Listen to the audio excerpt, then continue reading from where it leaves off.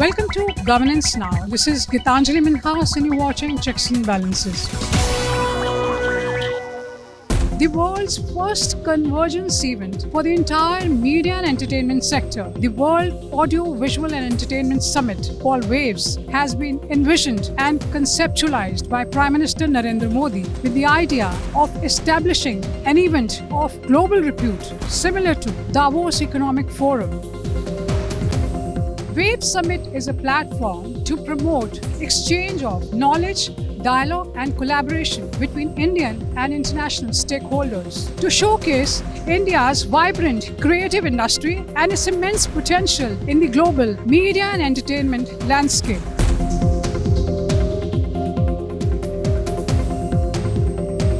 In his inaugural speech, the Prime Minister said, "This is the dawn of India's orange economy, of content, creativity, of culture, the three pillars of orange economy." He highlighted the growing trend of international audiences watching Indian content in subtitles. And he said, "Create in India, create for the world." दुनिया के करीब 60 देशों से 1 lakh creative लोगों ने इसमें participate किया। भारत और दुनिया भर के क्रिएटिव वर्ल्ड की ताकत मिलकर क्या कमाल कर सकती है, इसकी एक झलक हम सब देख चुके हैं। ये create in India, create for the world का सही समय है। FICCI EY report Shape the Future has projected India's media and entertainment landscape to grow at annual compounded rate of 7% to reach $36.1 billion by 2027. Four-day summit brought together international dignitaries, ambassadors, policymakers, media innovators and creators, an assembly of diverse and influential crowd. Speaking on WAVE Summit is former Indian Information Service Officer Chaitanya Prasad, who's managed several film festivals and led delegations at international film festivals, organized several editions of IFFI as well as National Film Awards. Prasad is also a government communication strategist and he also writes on contemporary issues of cinema as well as film festivals. He says WAVES has been strategically created, curated and designed to weave in stakeholders. If you look through the proceedings of WAVES, it was not a one-off event. It's a different kind of a platform that has been created, curated, designed, and strategically, the Honorable Prime Minister said, WAVES is not an acronym. It's a wave of culture, creativity, and universal connectivity. It's emerging as a global hub for film production, digital content, gaming, fashion, and live concerts. He brought all the genres together. He mentioned that as to how this platform is going to take the lead forward. It was institutionalized in a very different form. When he talked about culture, creativity, connectivity, and content, his idea was very simple. Create in India and create for the world. I think nobody has so far done this. But actually putting it in practice is something which was unheard of. It was a new kind of a communication architecture, a media and entertainment architecture that was put forth. And I'm very proud to say that this architecture will be taken forward by other countries in the world. We have given the world a template of how media and entertainment sector should move, just not money. The money and business proposition is one part of the whole pyramid. There are several other factors which come into play. And so if you look at the kind of institutionalized structures that were created in WAVES, it speaks a different language, a different opportunity. It was a different kind of an experience. It was not for publicity, but there was some real hard work which came into play.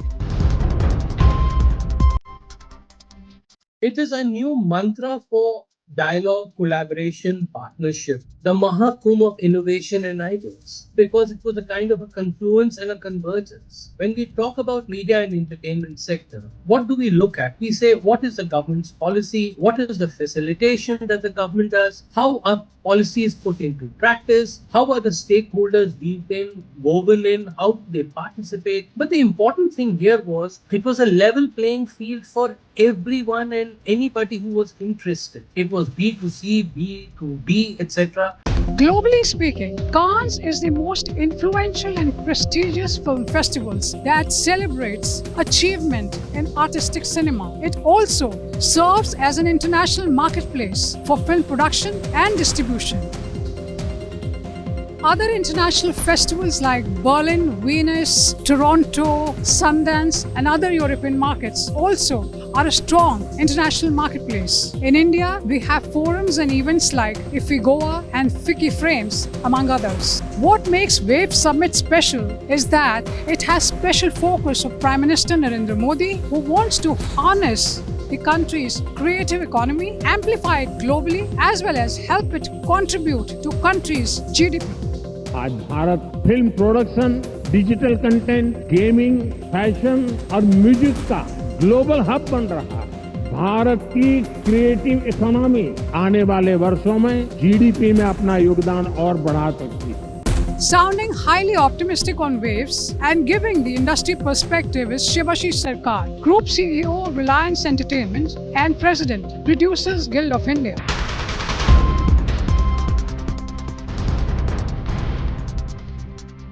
As a part of the industry ecosystem, we have been quite excited about at least the forum or about a platform where there is a definite level of seriousness, statement, and vision coming from the Prime Minister of the country. We probably have not seen involvement from the topmost level of the government ecosystem as a part of the support to this whole vision, whether the Honorable Prime Minister, Honorable Minister of INB, Honorable CM of Maharashtra, CMs of different other states, the secretaries, the joint secretaries, actually the bureaucrats who matter, basically all the policies, guidelines and etc. We need to work closely with them. It is not only that they are present, but they have been present throughout the 3 days or 4 days in meeting different stakeholders and trying to understand what all can be done. So that's a distinct positive change or movement what we have seen. If this forum in future can become a destination point where media and entertainment business ecosystem of the country and how India can be the global hub of media and entertainment, or if that is being aspired for, then that's something which will be exciting for the industry stakeholders. Definitely India comes with a lot of strength in that vision. I mean, it's a large country, it has a large local population, that's why the opportunity of local consumption.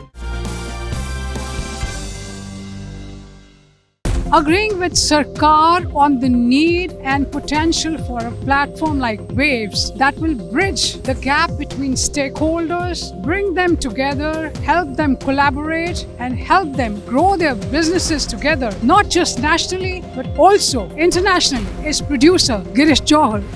It's a brilliant platform of which truly we needed, because we all know films is India's soft power. There were little efforts prior to strengthen that soft power. With Waves, we do get a platform, muscle up to show the might not only to the Indian, language-wise fraternity at a global level. As you had mentioned, there were so many representatives coming from across the globe. So, setting this event at par of Cannes and even beyond. I think Cannes is just more on the fashion side as well. And here we are talking about business, we are talking about entertainment, we are talking about curating ideas, we are talking about, meeting of minds and creative talent as well. So I think this could be much bigger than that and much needed for the Indian entertainment industry, because we are poised to grow hugely.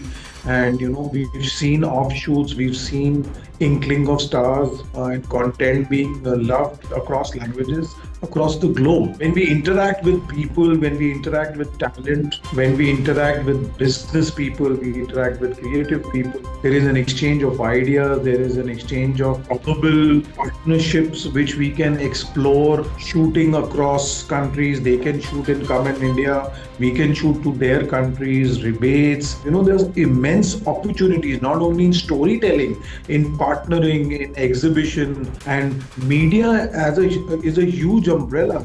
There is gaming, there is content for web series, there is content for films, there is short format storytelling. So there's a plethora of opportunities open up. There are certain producers, specifically in India, who are not able to access the overseas market. So the overseas market is technically coming at their doorstep.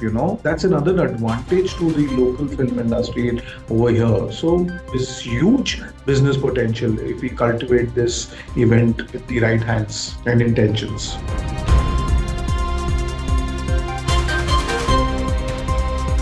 You tend to meet not only the talent, the business people, you tend to meet representatives from the government.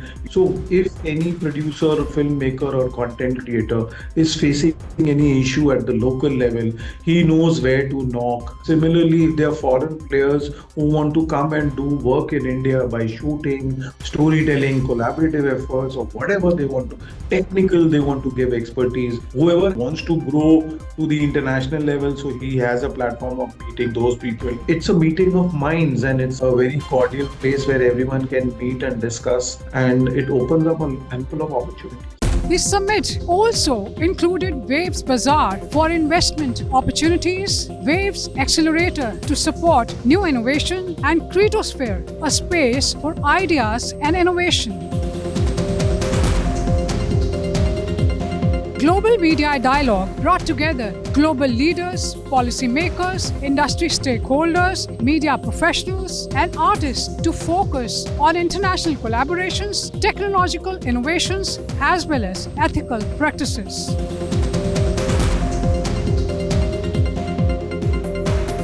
In international film markets like Cannes, Berlin, Sundance, and others, their vibrancy is gauged by the business they generate. Giving out numbers at the Waves inaugural summit, Prasad here says, everyone says, what are the key takeaways? If I understand it correctly, there was a business to the tune of 1328 crores that was generated, rough estimates.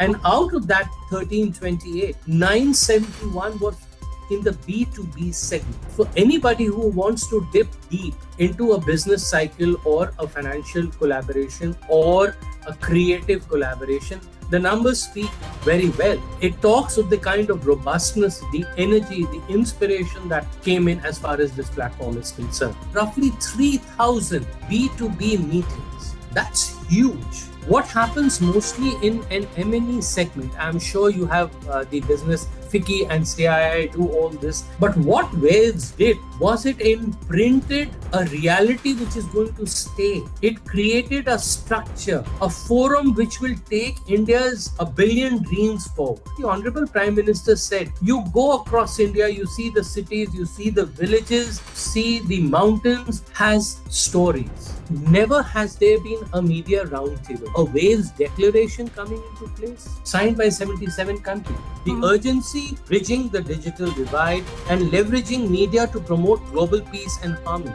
Despite the plurality, complexity, diversity of media and the different platforms and the different streams, there was a wave signed by 77 countries.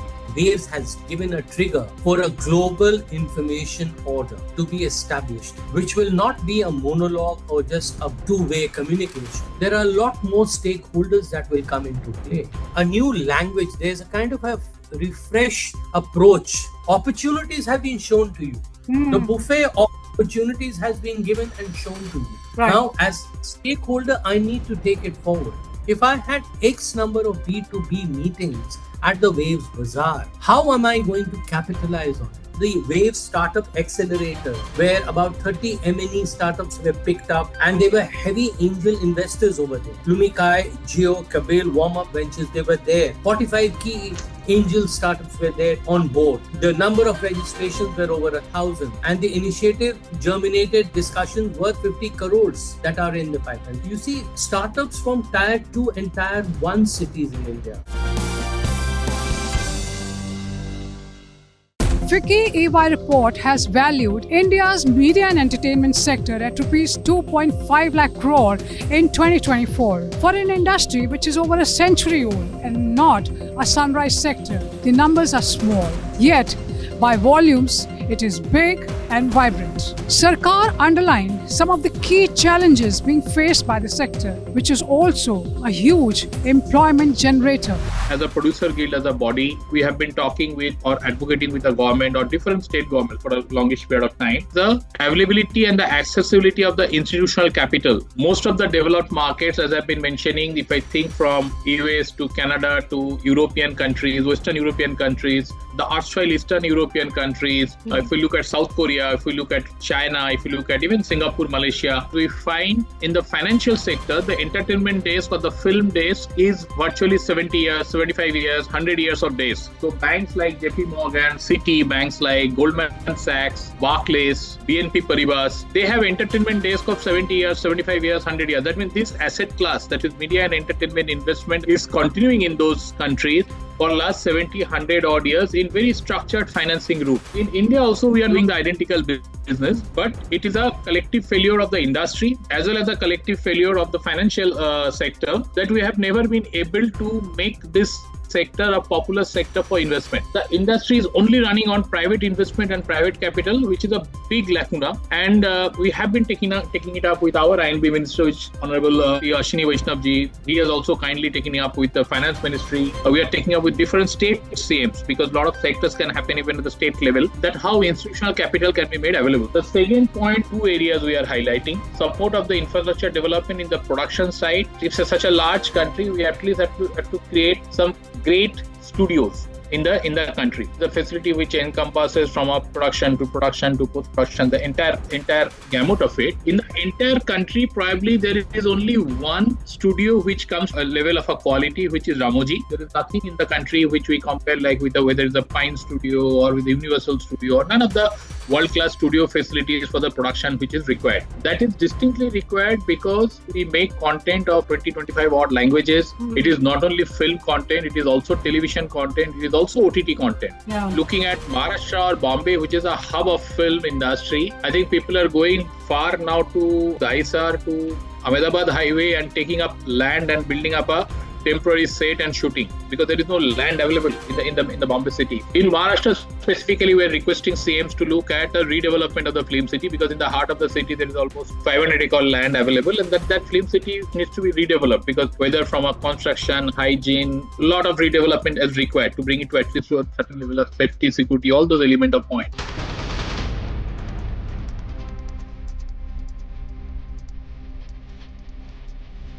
We are requesting government that government has to take a lead in building up low investment, smaller screens in tier 2, tier 3 cities. Smaller exhibition screen. In the entire country, we are talking of 9,000, 9,500 screen. We are the lowest screen density in the globe. I think US has 40,000 screens. China has close to 90,000 screens. So these are not comparable numbers in any means. At a huge population, we don't have enough. The metro cities are already oversupplied because you have multiple brands and the multiplexes, and there are pockets where there are multiple screens, and there the cinema screens are struggling 20%, 25% occupancy. I mean, even for a 25% occupancy, it is not there in the last couple of years. Whereas you drive 50 kilometers outside Bombay, in 100 kilometers, you will not find any screens. But people have enough purchasing power to have an entertainment destination. The main hindrance in India from these areas is basically the land cost or the estate cost or the rental cost. So what we are requesting government is that you already have a lot of lands or free land, like you have the bus depots, you have the rail stations.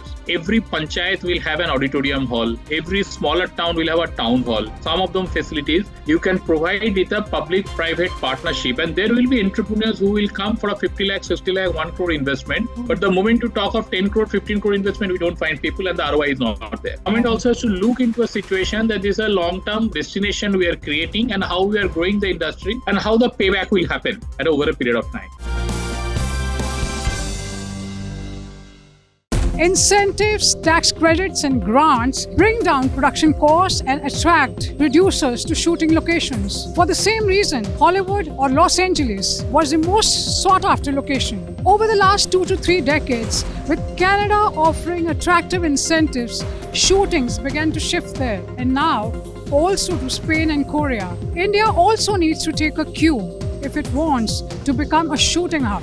In majority of the countries, or virtually in all the countries where we even take our Indian films and shoot, anything between 25 to 40% of incentives and grants are available. And the money is being plowed back there. It is not that the money comes back somewhere, because you are ultimately hiring local people, you are using local staff. At the end of the day, we are paying 80% GST on that cost. So even from a government perspective, if people think that, okay, if we want to make India as a destination, now we have to implement. Now, there is a very interesting policy which India has now for the foreign film. That's quite at par with most of the major shooting place. But basically what we are taking up with the government is that you at least make that policy, what you are providing to the foreign producers, make it available for the Indian producers. That if you're giving a grant of 20-30%, which is the existing policy which is there with an upper limit of $4 million, then provide that policy even for the Indian producers. It will only grow the industry further. And people will make more production and more employment. And currently at different states, that existing incentive grants are there, but with an upper limit of 2 crore, 1 crore, 50 lakh, no producers or what will probably take a shooting to some place thinking that I have to get a 2 crore grant or 1 crore grant.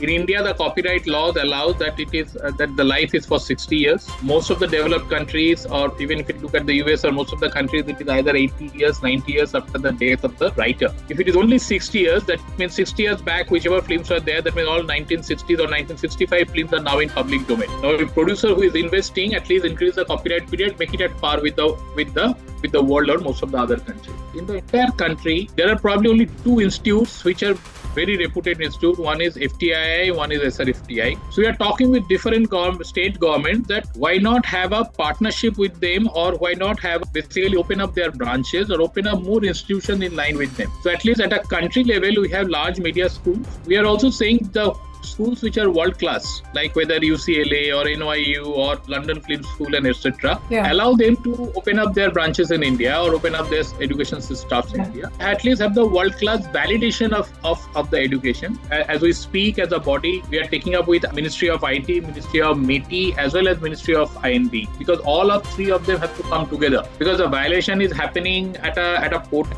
level, to an app level, to an IP level. We go to the court, get those John Doe order, but it is very transactional and there is no permanent solution to it. That takes away probably a significant amount of the revenues to the industry. It's a set of strong laws, but more importantly, how strongly those are implemented at a ground level, so you deter or you reduce the impact of the piracy. Digital piracy for any content is rampant within the country. In fact, they're losing more than 13,000 crores annually as per the latest FICCI report. Whenever the industry has sought kind of facilitation, the government has been very proactive. Whether it has been in cinema, broadcasting, as the government as a facilitator has always been there.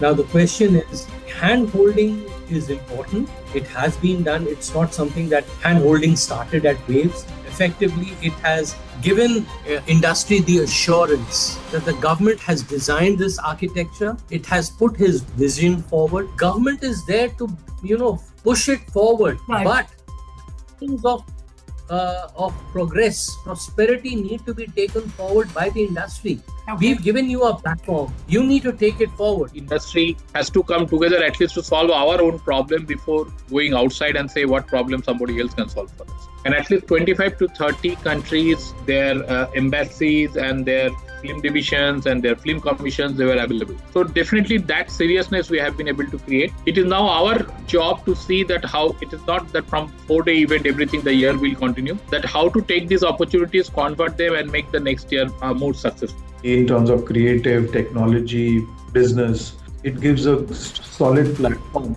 backing by the government of India, so everyone feels is more authentic, rather than any commercialized event and all that stuff. As we go along, we'll see more innovative ideas into entertainment, which is where gaming would be huge. It's a huge, with satellite internet coming in, gaming would be a big one with the creative people. So I think with films, storytelling and every aspect, gaming would be the next big thing.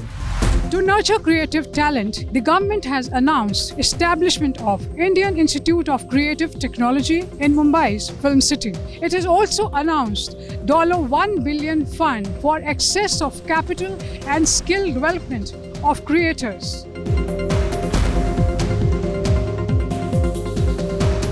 The Prime Minister also announced the launch of Waves Awards as the most prestigious honor for the world of art and creativity. अभी तो waves में कई तरह की खूबसूरत लहरें आनी बाकी है। भविष्य में वेव्स अवार्ड भी लॉन्च होने वाले हैं। ये आर्ट और क्रिएटिविटी की दुनिया में सबसे प्रतिष्ठित अवार्ड होने वाले हैं। The first edition of Wave Summit brings new hope and energy for the media and entertainment sector, and the momentum must continue. Thank you for watching Checks and Balances.